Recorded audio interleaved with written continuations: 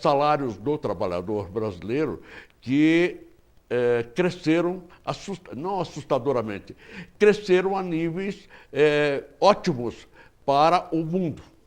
Quando a gente olha, nesse momento, que nenhum trabalhador brasileiro, na menor escala, ao final da média do ano, deixa de levar aproximadamente $7.200 para sua casa, significa um ganho diferencial de mercado e de custo, porque isto nos coloca em custo superior à China, superior à Índia, superior à Rússia, superior ao Paquistão, superior à Indonésia, desses países, digamos, com população superior a 200 milhões de habitantes.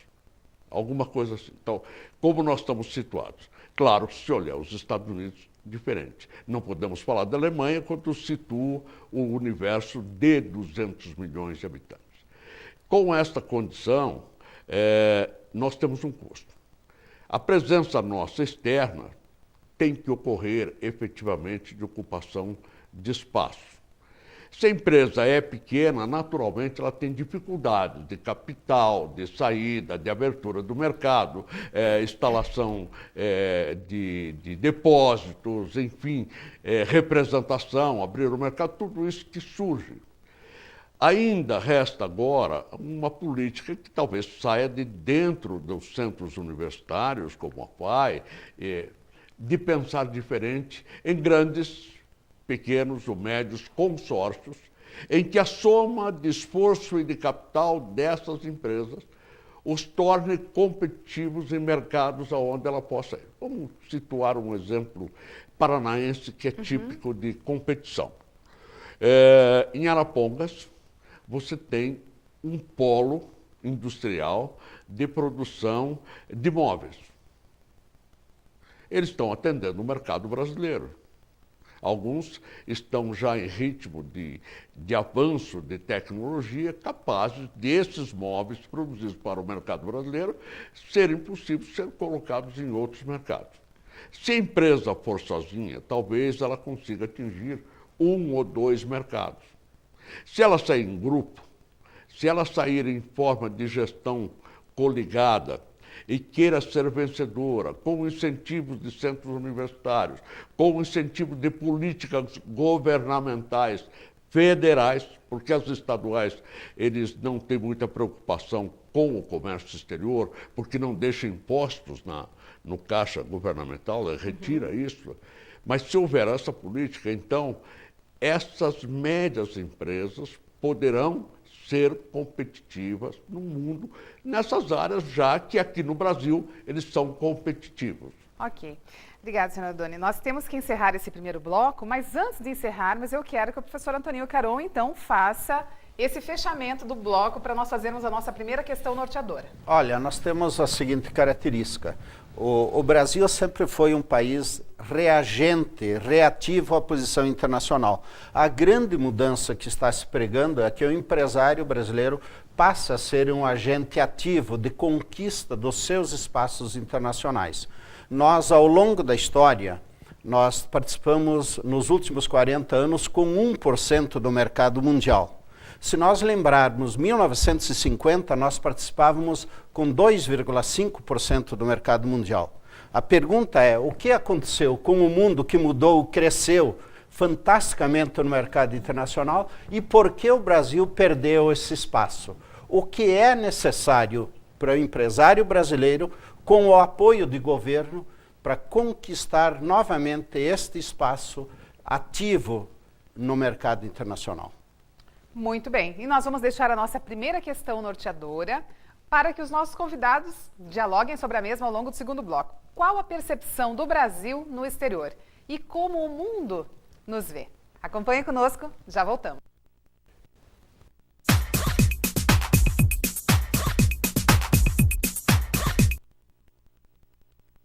O maior patrimônio de uma nação é seu povo. E o maior patrimônio de um povo é a educação que ele recebe e que transforma em progresso. É por isso que todo educador assume um papel-chave. E ele começa não na tarefa de educar, mas sim na de aprender com os melhores profissionais, atualizando-se e fazendo uma especialização com quem há mais de um século trabalha na arte de ensinar com qualidade. FAI, porque só quem tem a maior tradição no ensino é que pode oferecer a melhor pós-graduação em educação.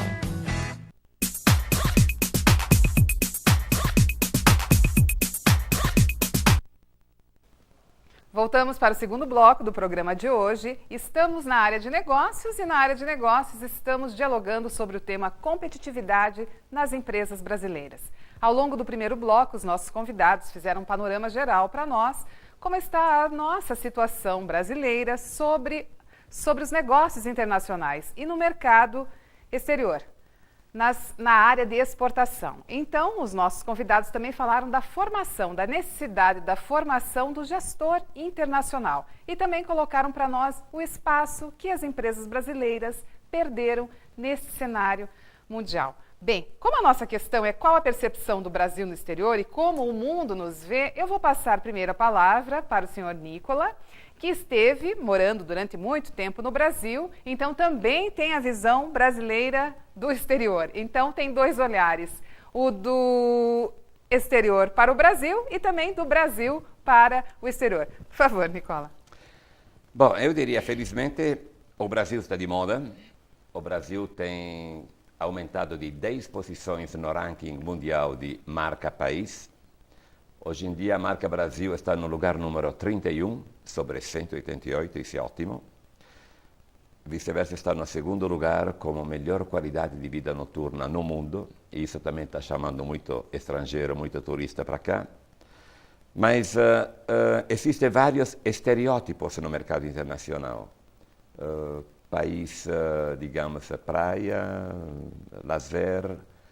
Eu morando na Itália, até alguns anos atrás, até que o Brasil não estivesse de moda, eu tinha muita dificuldade para fazer seminários sobre o Brasil. Na Itália eu faço um seminário chamado Brasil, Desafio e Oportunidade, procurando divulgar ao pessoal qual a concreta realidade do Brasil. Atualmente? Atualmente. Certo. Só que era difícil até pouco tempo atrás, porque o Brasil ainda era muito mais visto como um país para ir de férias e não como um país para fazer negócio. 4 anos atrás, a revista Economist, eu diria que teve a feliz ideia de fazer uma capa hiper linda, que agora nos deu o troco nessa semana, e essa capa que mostra o Cristo Redentor que nem foguete, Brasil Take Off, eu diria que tem ajudado muito a divulgar a imagem. Agora, mas respondendo concretamente a tua pergunta, eu morando no exterior, eu diria, existe muita pouca informação da realidade brasileira.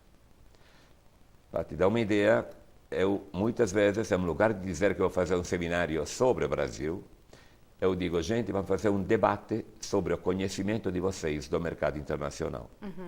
E aí eu faço uma espécie de checklist dizendo, você sabe quem é o terceiro produtor mundial de aviões? Certo. Você sabe quem é o quinto produtor mundial de máquinas operatrices com controle numérico?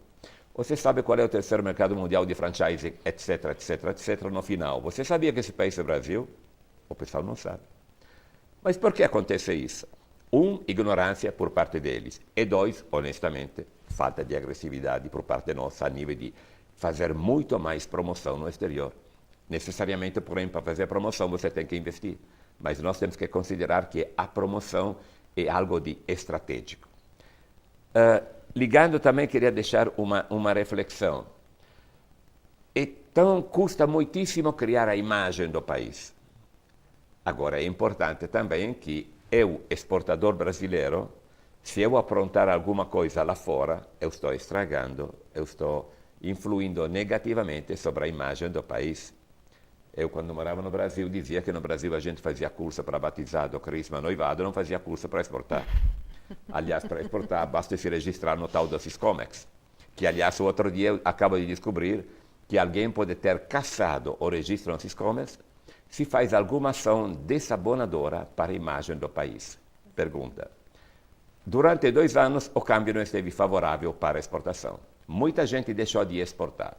deixando ver navio o nosso importador lá fora. Isso não é um ato que pode desabonar a imagem do país, por exemplo. Então, eu diria é algo de muito complexo. Porém, a grandes linhas, felizmente, a imagem do Brasil é de um país extremamente interessante para investimentos. O Brasil está nos primeiros 4 ou 5 países como receptor de investimentos estrangeiros.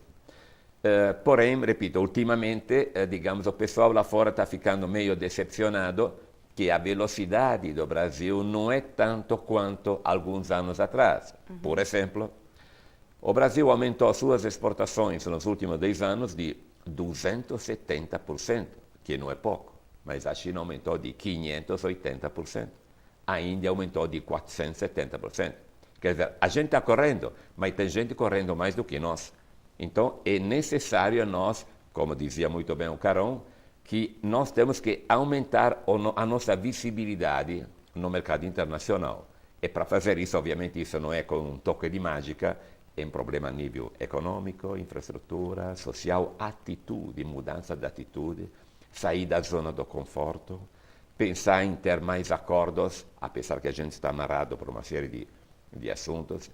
Então, fechando a tua pergunta, eu diria, felizmente o Brasil está de moda. Então, e não sou eu que digo, basta ver todo dia, estão chegando barcos de gente, aviões de gente, está chegando muito investimento. Sim, mas ainda estamos, né? Porque nós temos também as visões mais pessimistas, dizendo que o momento já passou. E o pessoal tem medo. Ainda estamos. O pessoal tem medo que nós estamos perdendo o trem da história. Certo. Perdendo o trem da história, mas não quer dizer que que o nosso momento já passou. Nós não descemos do trem, mas a portinha está aberta. Certo. Algumas questões, alguns aspectos aqui da fala do Nicola nos chamaram a atenção, né? Principalmente eu fiz questão de enfatizar se nós ainda estamos no nosso momento. Né? Professor, como o mundo nos vê? Veja, o mundo nos vê como um povo alegre, como abundância de matérias-primas, como um mundo de abundâncias ecológicas, de excepcionais oportunidades turísticas, e o mundo nos vê como uma sociedade extremamente flexível, receptiva, onde é fácil conviver com as coisas do contraditório. Esta multiculturalidade nunca foi explorada pela posição brasileira, e eu acho que nós temos num momento extremamente útil, no momento que nós aprofundarmos e intensificarmos muito o processo de educação para a produção, educação para negócios, educação para a vida. Nós temos um povo criativo, nós temos um empresário criativo e nós podemos, utilizando as competências, as capacidades que nós temos de um povo criativo, de um povo flexível, de um povo multicultural, juntar com capacidades tecnológicas e com conhecimento de mercados internacionais, com relativa abundância de tecnologia, e formarmos parcerias e alianças para juntos podermos transformar os recursos que nós temos, desde recursos de matérias-primas, recursos ecológicos, recursos de potenciais turísticos, e juntos compartilharmos isso com o mundo, e ao compartilharmos com o mundo fazer negócios. Então isso é uma grande oportunidade que nós temos que construir, mas você constrói isso com um intenso processo de educação, desde a educação básica até os níveis universitários, de treinamento e capacitação e de motivação ao setor empresarial. A gente não pode ficar se prendendo à questão da questão da ausência de mecanismos financeiros, da crise burocrática. Eles são importantes. Agora, nós não podemos esquecer que o empresário é quem cria a sua estratégia, é quem cria o seu produto, é quem conquista o mercado. O empresário é o grande conquistador. Então, assim como nós recebemos desbravadores que colonizaram o Brasil e que colonizaram a América Latina, nós precisamos inverter o papel agora do empresário brasileiro ser um conquistador do seu espaço mundial, onde hoje se compete com tudo, se compete com todos e se compete em toda parte. E nós temos capacidade, com a nossa competência empresarial, de criar, de gerar produtos, de gerar inovações participantes do processo mundial. Se não apenas só com as nossas competências, mas em parcerias e alianças com outros empresários europeus, americanos, asiáticos. Esta é uma conquista compartilhada. Poderíamos apontar um diferencial, professor? Olha, o grande diferencial é a capacidade de ajuste, de flexibilidade, de incorporação, de convivência com as diferenças, de criar em cima da diferença, de reconhecer que você possa estar temporariamente perdendo e ao reconhecer a tua fraqueza, você se aliar com os que são competentes e juntos reconquistar espaços estratégicos. Que não é tarefa fácil também, não é? Não é fácil. O que é fácil já está feito. O que nos compete, o empresário nunca ficou de braços cruzados diante de ameaça. Ele sempre reagiu ativamente diante de uma ameaça, conquistando um novo espaço. Então, o empresário brasileiro é um desafiante. Ele desconhecia o seu passado, mas ele tem esperanças e tem um sonho do seu futuro. E ele é um construtor desse tempo. Que, na verdade, é um inovador também, não é, senhor Doni? É verdade, é inovador, mas acho que é o tema oportuno é como o mundo nos vê. Então, depende de quem nos vê. Se quem nos vê for da América Latina, é uma visão. Se quem nos vê for da África, é uma visão, da Ásia é outra, do leste europeu é outro, da Europa é uma outra, e a visão da América do Norte, Canadá. Então, feitas essa separação, se olharmos da América Latina, nós somos um país extremamente admirado.